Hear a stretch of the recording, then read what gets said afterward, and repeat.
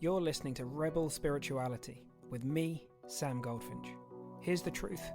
Wisdom doesn't follow rules. So each week we're going to explore what it means to wake up your way so you can live a more peaceful, creative and inspired life no matter your circumstances. It's time to blaze your unique path to truth. Hey team, I'm really excited. We have another edition of the Spiritual Rebel series this week with my good friend Michael Leeser.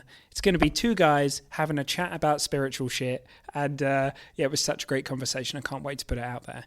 And if you are a guy and you do feel drawn to having a chat about spiritual shit, don't forget that I will be on retreat in Thailand in February with my good friend Kim Ray-Smith, who is running the retreat, and I'll be there kind of co-hosting and running sessions and just being there as a guide and just having a good time with everybody.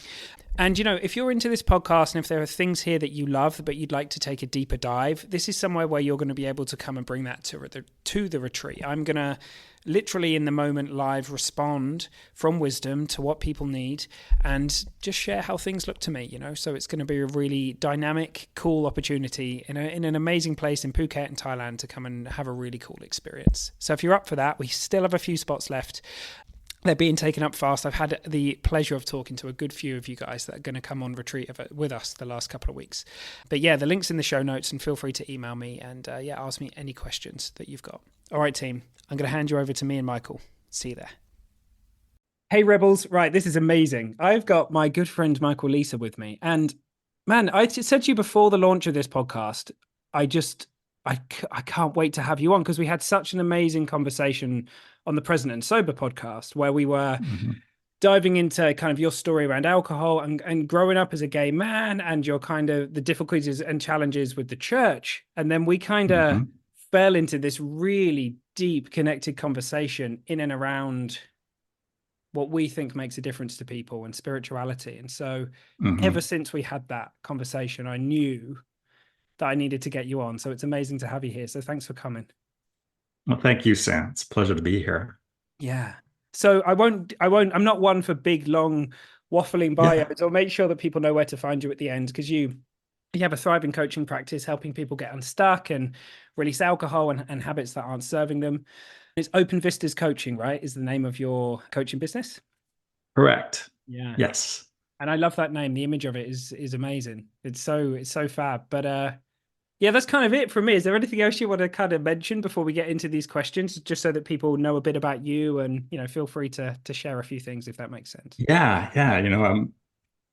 I have a full-time job as a university professor and coaching part-time, and I absolutely love coaching, love working with people wherever they are, wherever they feel stuck. And just exploring the kinds of things that we'll be talking about today. Yeah, dude. Okay, man. Well, let's crack on. I'm so excited for this. Okay. Right. This first question, this is probably my favorite of the questions, I think. I don't know. We'll find out as we go. But as you sit here today, what does the word spirituality mean to you? Yeah, it's in a very simple way, I've come to see spirituality as what's here right now. And part of seeing what's here right now is also letting go of the stories that our mind is telling us about this moment or about the past or what the future is going to be like. It is really being in this present moment and exploring the wonder, paradox, mystery of what this experience, this lived reality actually is. And, you know, it's interesting because you and I have talked before about, you know, my background in the church and me coming away from some of that, from a lot of that. But there's something that has stayed with me that I think really informs how I understand spirituality. And in the earliest gospels, the gospel writers attribute the first words to Jesus as, "This is the fulfillment. The kingdom is here. And then the Greek word metanoia, which unfortunately has been translated for the last few centuries as repent and believe the good news. But that Greek word metanoia does not have the sense in the Greek, does not have the sense that repent does Mhm. in our sort of that it has in English today, of the sense of feeling a lot of guilt and shame for the things you've done bad. Metanoia is composed of two parts: meta, meaning beyond, Mhm. noia, coming from the Greek word nous, so it's a derived form, meaning mind. Mhm. So what Jesus, or what a lot of many scholars think he was really saying was, this is the fulfillment. The kingdom of heaven is here. Move beyond your mind and believe the good news. And that for me kind of sums up how I understand spirituality. It is seeing that what we're looking for um, is not out there. It's not some future thing. It's not something that has to be attained through hard work, through effort, through rigorous practice, Mhm. even though those in and of themselves aren't bad things. But what we're looking for is already ours. It's already here. And moving beyond our conceptualized thought, that mind that tells us, like this, don't like that. Yeah. That's this X, that's Y. And to just sort of, not reject that, but to move beyond it and see that those are concepts. That's just one way of seeing things, but there's so much more that's right here. And so I guess spirituality, in a sense, is that exploration of seeing that what's here right now is amazing and it's a gift. And to sort of let go of that certainty of thinking that we know what all of this is, and to really be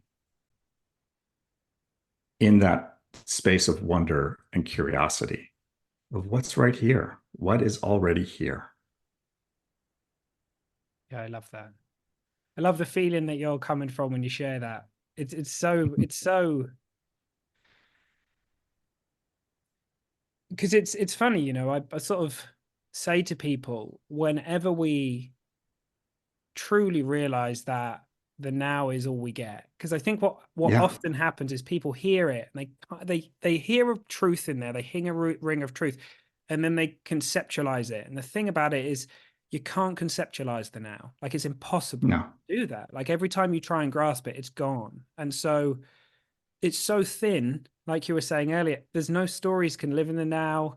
And everything, this sense of wholeness and completeness and deep okayness, I think what's happened to a lot of people is they've innocently conflated the fact and the deep realization of it with feelings, right? Because as you say, we're humans and it's a roller coaster, and right, sometimes we feel this way and sometimes we feel that way. But what you'll find deep beneath the waves at all times is a much more deeper sense of okayness, which is the, true self in there. And that's, to me, like Ellie, talking to Ellie a few times, and she's often said, you only get there's only two things: there's the true self and there's the now. And to me, I see it as there's no distinction between those two things. They're the same thing, just right. different words. Yeah, it's all part of this whatever this is, this happening, Yeah. this sort of this one experience. And I love that analogy you use. And I've heard you use it before on this podcast about the deep waters, sort of Mm. there's the surface level waves, and then there's the deeper, Yeah. still waters. And that is more what our true nature is. Yeah. Or the other metaphor that's been used is the one of the sky, the open sky. And yet we get so identified with the passing clouds or the storms that pass through, but those storms can't ever damage the sky. Just like those big waves crashing can't Yeah.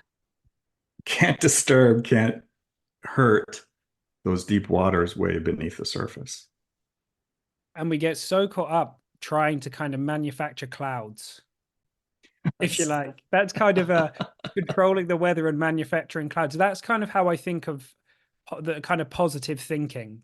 It's because the thing is, Yeah. it's not that you can't generate a few clouds, but it's like it's a full-time job to do that. And so for me, like we were talking about the distinction between effort and understanding. Many Mhm. people that I think are in the spiritual space, they're using so much effort to try and create that atmosphere when actually, I mean, you'll know I talk a lot about the understanding that Sid Banks brought into the world in this Mhm. podcast. And the thing that he always used to say was, look, this isn't about this isn't about thinking work, thought work. This is about understanding. It's about seeing the truth of who you are and the truth of how your experience is created. And whenever you know that, whenever you know that you are deep beneath the waves, you're just less affected by the other stuff. And on the days where it's calm and it's like luxuriate in that, bath in it, chill in it. And on the days where it's rough, it's okay. Like it's Yes. fine. There's nothing, it's not a problem in the sense that most of us relate to it being a problem, because I think we've been trained into seeing all this stuff as problems. So like I hear something very practical in what you're sharing. Yeah, and absolutely. And I love what you said about, effort and understanding and how the effort, yeah, of trying to control our thoughts where I don't know about you, but I don't control what pops into my head randomly. Good luck. It's, Good trying luck. to control that just seems impossible. Mm. And to try and manufacture new thoughts to combat other thoughts, it just becomes a big mess. It's all this, it's just thought trying to control more thought. And in terms of, I often see effort and the way, and I'm speaking from my own experience, sort of effort in a spiritual practice is that I don't see it as problematic in and of itself, but I know, at least for me in the beginning, I used it as a way to get somewhere else. Yeah, sure. So when that effort is used to try and alter or escape what's here now, Mm. then I think that's where it becomes problematic. But when you say when we come into this understanding that we are well, we are, then certain spiritual practices make sense. There are certain things we may or may not do, but it comes from that space. It doesn't come from trying to escape the present moment so we can get somewhere. Yeah, man. There's nowhere to get to. We're already Yeah. here. Jump There's that there there's is. nowhere else but here. So Yeah, one of the most listened to podcasts I put out is There Is No There. Like every time you yeah, get there, you're here. It's a concept. There, like past and exactly. future, like we said, it's not a place. You're never going to go there. Exactly. Yeah. Dude, there's so many paradoxes everywhere, but it's kind of one thing I've Yeah. noticed is if when like I look back on a lot of what I used to be up to, and there was so much effort in trying to be effortless, and there's something to see there, right? It's an Yeah. interesting one because one thing that you said, I know when I first read The Power Now, I started using all of the effort in the world to just try and be like very just only be in the present moment, cut everything out. But what I really didn't realize innocently at the time was like we're only ever in the now. We can't be anywhere else. Right. So the thing about an over effort into that space is that it becomes like it just becomes a very all consuming thing that and it I'm trying to think how to express this. It doesn't look at the other side of things, which is the quality of our presence. Because the quality of Hmm. our presence, which for me, like spiritual growth comes from a open, heartfelt, compassionate, trusting presence. That's where it comes from for me. Yeah. And I wasn't in that quality previously. I was in this like something else. If that makes any sense to you, I don't know if it does. It makes perfect sense. Yeah. It's this, and yeah, I see it that way too, that true spirituality is expansive. Mm, It's this, if I had to put words like expansion and contraction help me because that yeah. there are certain times where I feel like I am. I mean, of course, I'm already in the now, but when my attention is actually there, yeah, there's this feeling of expansion, of compassion, of presence. And if I'm trying to get somewhere, then there's a lot of contraction. I sort of feel it in my body that there's this effort, there's this trying to control or manipulate experience to fit some mind made up story of what spirituality should be looking like That's so true. when Yeah. it's already here. It's right here. Yeah, it's always so much more simple. I always kind of laugh because we get to the truth of it, and it's so simple that there's that part of our self that kind of gets all confused and wound up about it. It says, "Oh, I can't. It couldn't possibly be that. So it couldn't be as simple as just knowing that our experience is safe and opening to it and allowing the kind of intelligence behind life to help move these energies through. It couldn't be as simple as that. Right? It couldn't Right. quite. Be simple. But we see the truth of that, man. We see the truth of it. Which so this it might be an interesting kind of segue into this second question I often ask. I feel like it's all going to blend together today, which is awesome. I love it when Mhm. this happens, right? But Yeah. I know that you've had a deep relationship with. I don't know how you see it actually. I know that you had a rich religious life, and that came with its difficulties, and it also came with some fantastic things as well. And there was, but Yeah. when did you first really get that feeling inside of you that, oh, like this isn't just scripture, or that there's really something deep in this. This is real. There is an actual dimension here. This is, when did that first hit you, do you think? I don't know. It's a really good question because I've always, for as long as I can remember, I've had a sense of this more, Mm. whatever that is, the sense that things aren't as they seem, that there's more here than what meets the eye, that I'm not seeing the whole picture, that we don't see the whole picture, right? And so that I've always had that sense, but in terms of sort of waking up to the stories my mind is telling me, there's a really clear, there were a couple of things that happened. One was, I'm thinking maybe about 8 years ago, I was just going through so much anxiety. I was drinking at the time. And I remember I was visiting my sister in New York because I was there for a conference and I was just feeling all this anxiety. And I saw this book on her coffee table called Sitting Still Like a Frog, Mindfulness Exercises for Children and Their Parents. And I said, what is this? And I had heard of mindfulness, but I thought it was some kind of new age, really woo-woo out there stuff and was kind of surprised that something like that was in my sister's house. And she said, well, you know, the family cat died last week. And girls, my nieces, who were, I think, 7 and 10 at the time, it was their first experience with death. Yeah. And it was really hard. And she said, and I want them to be able to feel their whatever's showing up, feel their feelings, but not be completely overtaken by them. Yeah. And she said, and it's been really good for them. And she said, that's been good for me. And so I was in such a state that I went to my nieces and asked them if they were going to do their sitting still like a frog exercises that night. And they said, yeah. I said, well, can I join you? And they said, oh, yeah. And it was something so simple. It was, listening to this exercise that was about 10 minutes. And the whole idea was that the analogy was that, a frog can jump and leap at great heights given its size, and it can react in an instant. But most of the time, it's just sitting there quietly, not moving, and yet completely aware of everything going on around it.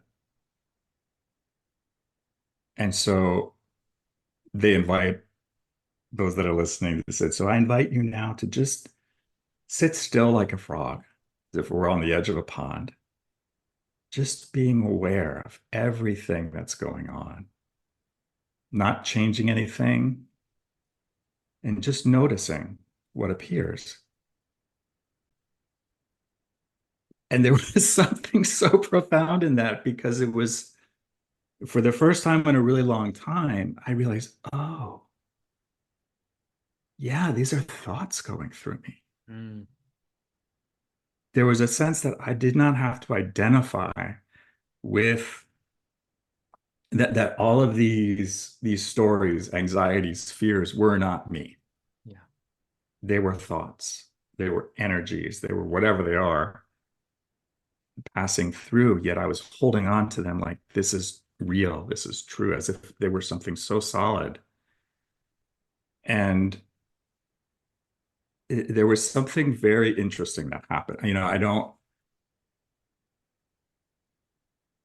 and kind of explaining it now after 8 years, it's who knows what was really happening. But I just had this profound sense that, oh, okay, yes, I'm kind of seeing something that I kind of knew was always there.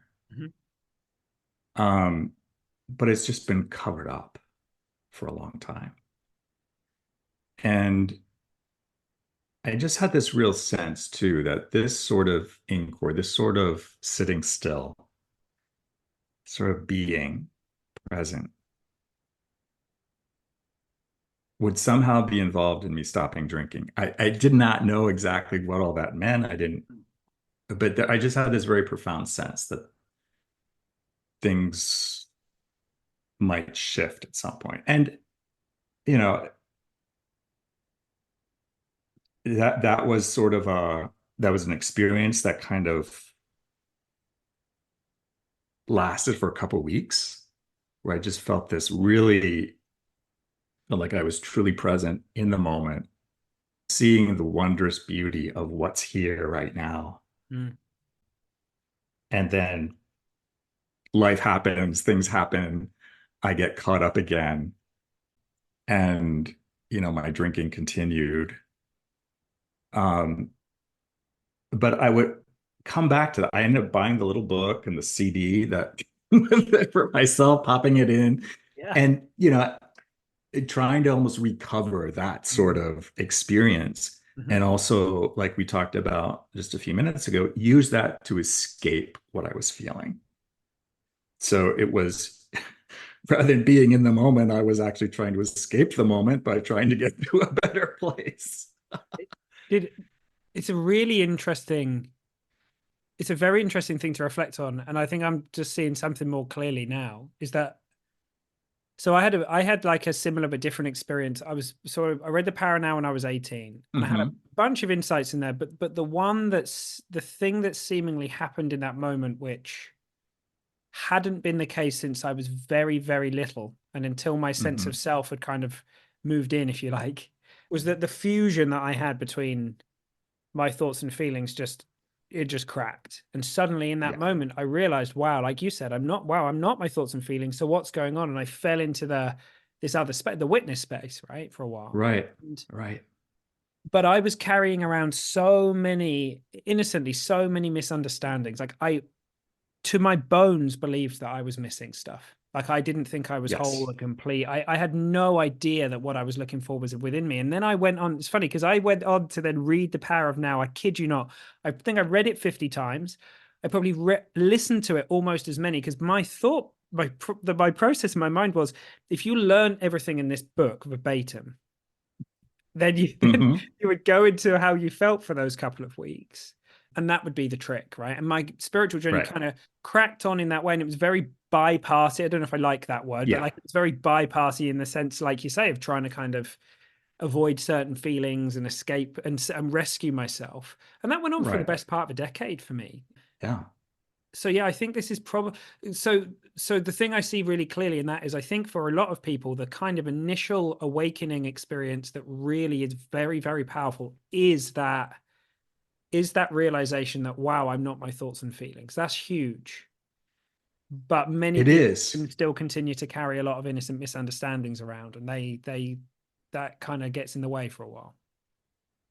It does. And I think too, there's this sense of like, oh, and we talked about this too, about trying to push away certain thoughts, like, oh no, and I would say maybe 5 years after that, I had another just very obvious, basic insight. When a lot of my insights have been so incredibly normal and obvious. What could be They more all make normal, it, right? Yeah. and they make me laugh. That's when I know I'm onto something. Yeah, yeah, me It's too. accompanied with great laughter. I was at the gym and was working with a trainer because I was overcoming some injuries, and he was showing me this certain type of exercise that I had never done before. And this thought immediately crossed my mind of, I don't like this. Mm. And all of a sudden I noticed it and I thought, wait a minute, how do I know? I've never done this before. How do I know I don't like it? Yeah. Said, can I just try it and see? And I did, and it was a little awkward at first, like a lot of new things can appear, but it was fine. And there was something in that, just noticing that I don't like this, but not actually having done it yet, Mm. really kind of made me see, oh, okay. How many other things am I listening to that I have absolutely no idea, And it's just been this sort of continual process of seeing certain things, seeing these assumptions, these beliefs that appear and sort of this light of they show up in awareness, and that light of awareness kind of burns them up because we realize how ridiculous they Mm. are. It doesn't mean they don't come back, but once we've seen through some of it, we Mm. can't really unsee it. Yeah. Yeah, that's very powerful. I had an insight at one point where I kind of realized, and I haven't thought about this for a while, but I was sat there and I thought, do you know what? For the longest time, I've always thought that intelligence was how much stuff someone knew and Right. how much information they collected. They're a very kind of like intellectual, if you like, understanding of it. And in this moment, I kind of realized the stuff that had been made the biggest difference to me in my life was my basically the ability to be able to just question everything and and just consider, Hmm. well, maybe that's not real, maybe that's not real. And then it realized to me, well, I think a true mark of, well, I don't know how to phrase this, something that's profoundly helpful Hmm. and is to basically be able to call bullshit on absolutely everything, to know that to be willing to be wrong about absolutely everything. I think if you hang out Yeah, with people who are in that space, they have a very particular energy because they know that the more they know, the less they know, and that's exactly. a very humbling and very powerful thing, I think. Absolutely. And it's the whole notion of questioning. And I see that too. It's being able to question and test it with curiosity, not with a cynical, like, well, I don't believe that, that sort of, Yeah, yeah. There's a big that I'm sure cynicism is it, very it different to, yeah, it's this sort of, yeah. And just the other week, I had a similar experience where I woke up in the morning and I could tell that it was a little chilly outside. And I was going to go for a swim before going to work. And immediately my mind started with, oh, it's cold out. Oh, this is going to suck. I hate cold water. I'm going to be miserable. And on and on and on. And I was just started feeling so heavy and just not wanting to get out of bed. And then again, it occurred to me, wait a minute. I'm not even at the pool yet, let alone in the water. And I'm not actually feeling jumping in the water, the yeah, coldness, whatever. I am feeling this story of how my mind thinks it's going to be when it actually has no idea. So can I just hold that, say, okay, yeah, maybe. But hey, let's go see. Got out of bed, went to the pool, jumped in for maybe 3 seconds, I felt that initial cold jolt, and that was it. Yeah. Whereas just that heaviness, that sort of suffering lasted a whole lot longer just lying in my bed thinking about it. It was just another very simple, basic, obvious insight that was like, wow, yeah, still, still believing that, my mind's still making up these stories. And again, I really see it. It's not that our mind is out to get us. It's not that our mind is our enemy or trying to sabotage us. It's all trying to be helpful. It's for protection. And it's compelling, right? Yes, it's absolutely compelling. Mm. And so to see those stories with compassion Yeah. has been huge for me. Not to see that I don't need to change those thoughts. They will change. Thoughts just change on their own. Yeah. I can say, okay, well, I don't know. Let's see. Again, it's like, let's test this. Let's see. Curiosity. Come along for the ride and we'll see what happens. Yeah, that's it.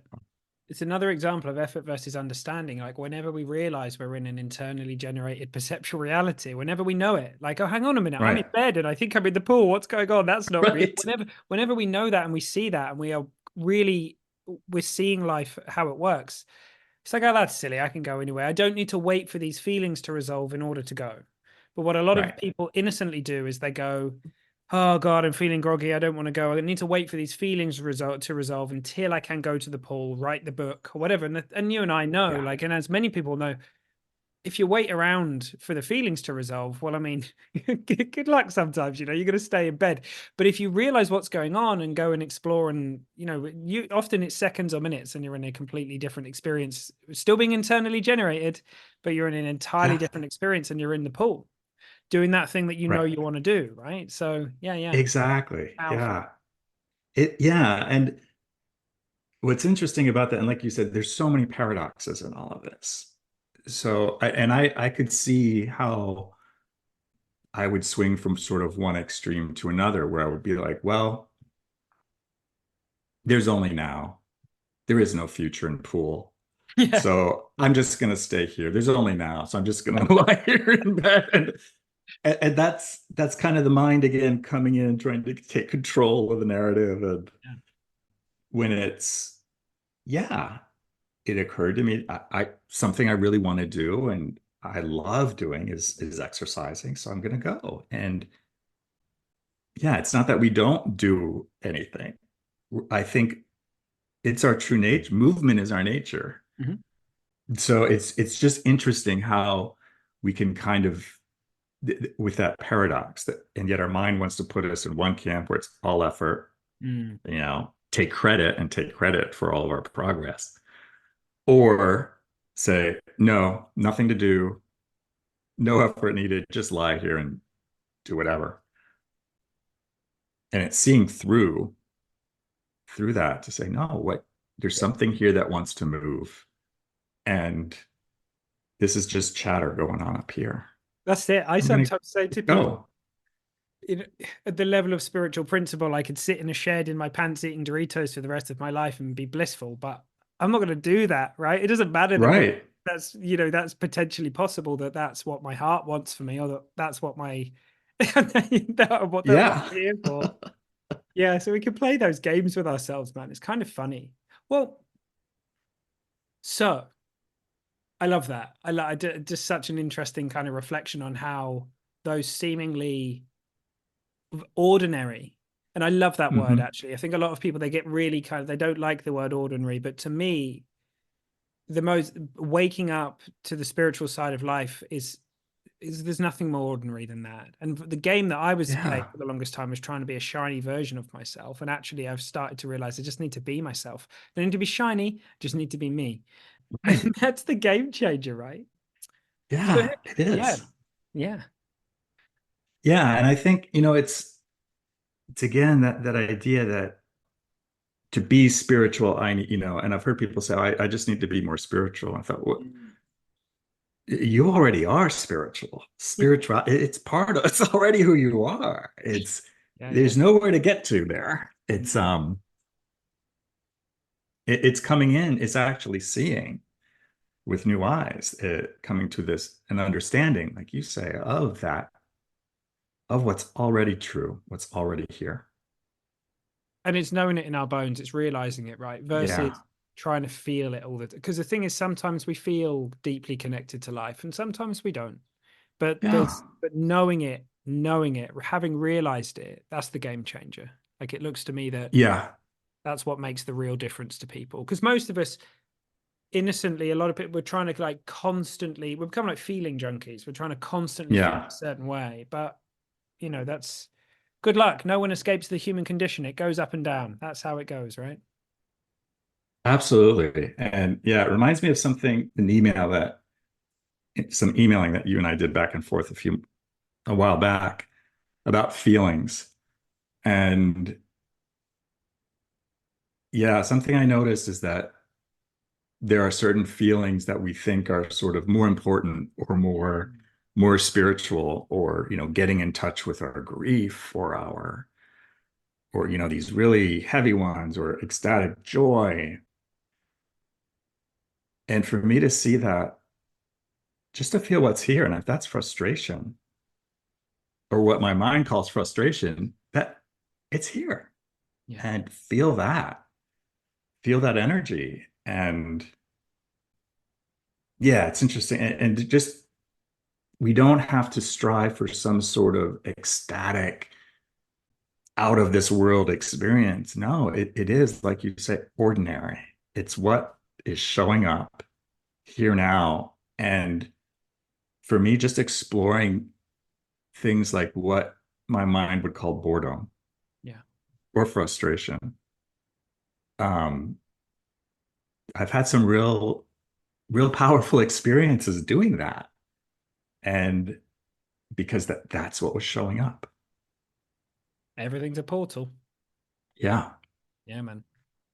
Well, I feel like we may have covered some of this potentially, but hey, I'll ask this. I'll ask our third question as well. What is something you've realized for yourself that you would dearly love our listeners to realize is true for themselves too? Yeah. I think if I had to choose one thing, it would be that it's all new all the time. Mm, Each moment is fresh. Each moment is new, regardless of what our mind is telling us, because we've never really been here before. And that has been a game changer for me, in the sense that, I think one of the big stories that I've believed for so long is that, oh no, this again. Here we are again. Oh, I'm back here. And even that type of language is used in a lot of recovery spaces, up back to day one, mm, which I think is really misleading, sure. because we can't go back to anything. Doesn't work Even, mechanically. Yeah. right. I mean, everything is changing all the time. Probably since we started talking, there's been cells in my body that have died and new ones been born. Yeah, no doubt. The light is a little different now than it was X minutes ago. We have never been in this present moment before. And our mind loves to label, categorize, say familiar, safe, been here, or new, scary, whatever it does. But when you think about it, even if I say I take the same route to work every day, it's really not the same if I'm curious about it. Yeah. And our planet's at a different place than it was yesterday when I took this route. If you just kind of zoom out, the whole notion of, oh, back here again, this is the same, I know this, it's just not true. And so yeah, so that has been it's been huge for me to see, especially in terms of stories that I had about being afraid of new experiences and Mhm. realize, well, it's all new. I'm not afraid all the time. So That's what a is powerful this? point. Yeah. I often Yeah. say to And people about the yeah. unknown, I'm like, we're always living in the unknown. No other Yes. option. Exactly. And so I just would invite your listeners to just to consider that. Mm, Say, like, what if you haven't been here before? What if this is not the same thing you've experienced before? What if each moment is new, is fresh, and is an invitation to begin again? mm. I suppose that would be the one thing. It's so powerful. It's such a powerful thing. And we've all had that kind of experience where we move somewhere new, or go to stay somewhere for a while or something like that. And we get there and everything's, we literally a bit discombobulated. We don't know where we are. We're trying Right. to figure things out. And then within a few months or a few years, we get to this point where we think, oh, it's the same, I've got to walk around the same park again, or it's, oh, I'm going to go around and hang out with so and so again, or whatever. And yeah, it's so easy to fall for the trick that we are experiencing the same things over and over and over again. But as you said, it's actually it's not like it's not even a debate. It's just not possible. I'm going to sit here and Right. debate about it. It just doesn't work like that. And anytime, so it's because I often say, imagine like, so there's a park at the end of my road. There's, how, let's say there's Hmm. 500 people walking around it right now. There's 10 people that have lived here for 50 plus years. What's their experience of the park? There's someone that's getting there that day, someone else has been there 3 months. It's the same park. Everybody's experiencing the park through their own internal filters. So Right. understanding what you've shared instantly clears the system, because the idea of, oh, it's going to walk around the same boring park again, what the thinker thinks, the prover proves. That's the thing Absolutely. that we got. So the thing is, going back to what we were saying earlier, the moment you break free from what the thinker is thinking, and you're kind of just like, oh, look, here I am witnessing that, you don't have to go about it in the same way. And one thing I often challenge people to do is go on the same walk they've always done and find Hmm. 10 things they've never seen before. And Yeah. usually, dude, this won't surprise you at all, but people have found those 10 things within 50 yards or something, right?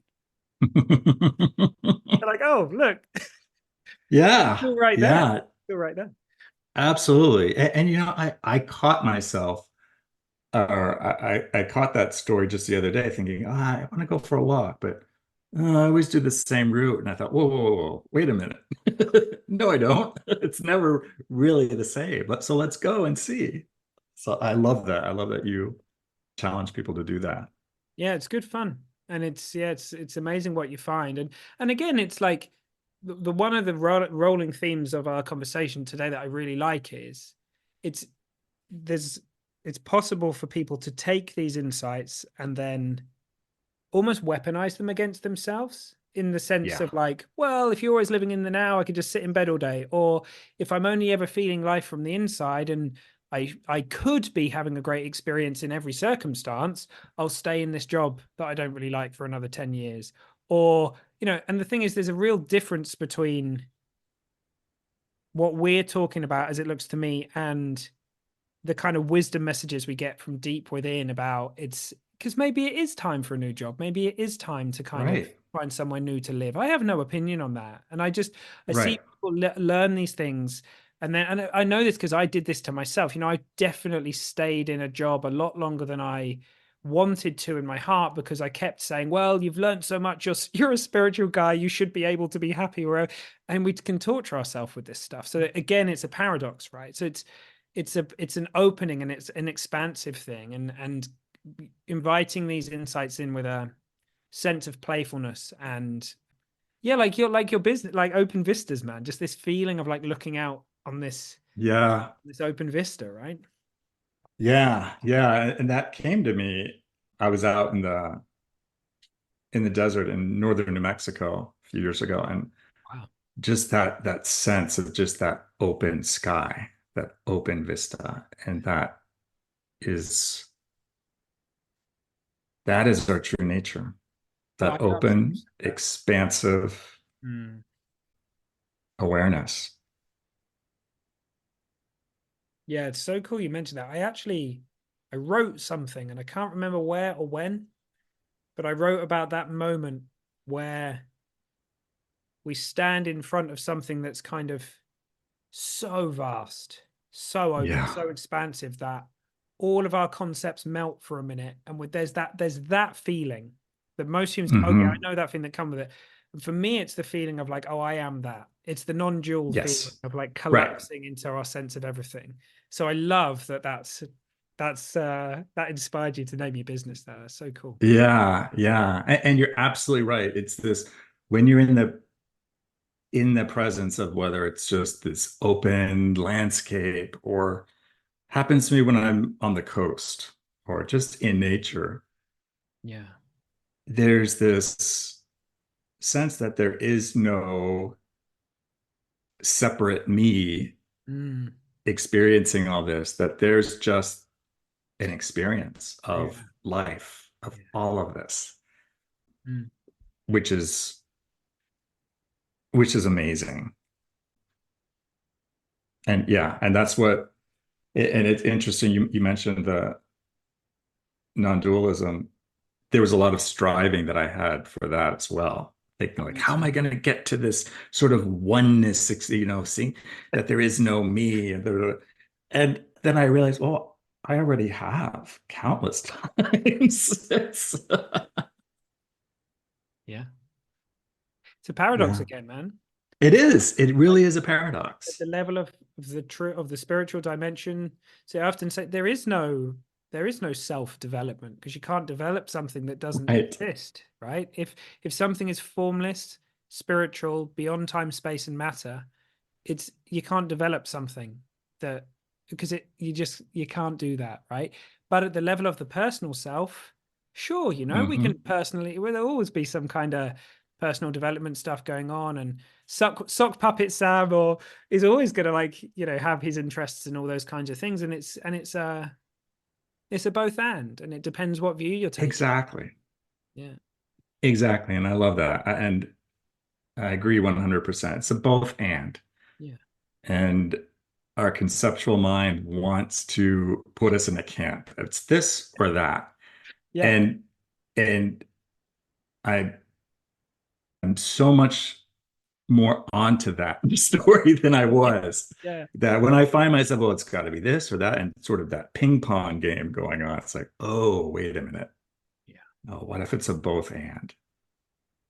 Yeah, that's cool, man. Because for all of the world, all of the time that we're in this world of dualism, of up, down, left, right, it will be both and then when we're Yeah, not in these meat suits and we're in the oneness, it won't be. It'll just be isness or right. whatever it is, right? So yeah, yeah. Oh, I love that, man. I love the feeling of this I really like our conversations, man. They've got such a wonderful Me feeling too. to them, and I can feel the power of the simplicity in what you've seen, and I mean that with all like with Mhm. the hugest like because that for me like things being simple now is one of my deepest values. Funnily enough, I did a values exercise the other day, and the word that leapt out at me that I was like, oh yeah, I've really kind of been talking about that over and over and over again is this idea of things being simple, and I really do believe that Yeah.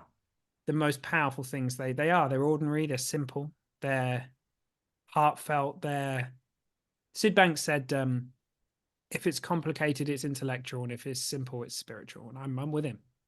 I'm with him. Yeah, I agree. That's been my experience too. That, like I said, the most profound insights have been very simple, straightforward, ordinary, Mm. no lightning bolts, no hallucinogenic substances needed. It has been this experience Yeah. as it is, and seeing what's showing up and seeing those thoughts for what they are, and coming back into that understanding Yeah. of who we are and that expansive nature. Bro, I can't believe that we've been talking for an hour now, pretty much. I know. It's kind of wild to me. I looked at the clock a little while ago and I was like, wow, where is that gone? So look, I know we're going to do this again. And I really look forward to it. And so I know that people can, if people want to come and listen to you or come and find you, they can find you at Open Vistas. Is it openvistascoaching.com? Correct. Openvistascoaching.com.